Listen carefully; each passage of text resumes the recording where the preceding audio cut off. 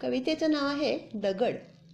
त्या उजाड माळरानावर तू होतास कित्येक वर्ष खितपत पडलेला. आजूबाजूला वाळूमातीचे डोंगर आणि त्यातच तू लपलेला. ऊन, पाऊस, धूळ, मातीची पुटे तुझ्यावर चढत होती, धुतली जात होती. तुझ्या आजूबाजूच्या परिसरात तुझी कुणाला दखलच नव्हती. नंतर मात्र सारा बदल अचानक घडला. बांधकामासाठी साफसफाई करताना सर्वांना तुझा पत्ता लागला. सर्वांनाच आवडले तुझे सुंदर घडीवपण. सर्वांनाच आवडले तुझे सुंदर घडीवपण. मग तुला मिळाले तुझे स्वतंत्र ठिकाण. तू पण आनंदून गेलास स्वतःच्या झळाळीला पाहून. तू पण आनंदून गेलास स्वतःच्या झळाळीला पाहून. दिवस पालटले आपले म्हणून मनोमन गेलास हरखून. नंतर अनेक दिवस सरले पण काहीच नाही घडले. बांधकामाची योजना सारे काही बारगळले.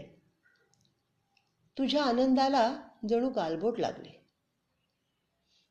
दारूच्या बाटल्या आणि कुत्र्या मांजरांची विष्ठा पार धुळीला मिळाली त्याने तुझी प्रतिष्ठा.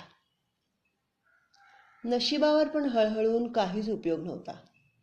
नशिबावर पण हळहळून काहीच उपयोग नव्हता. तुझा शांतपणा हाच त्यावर उपाय होता.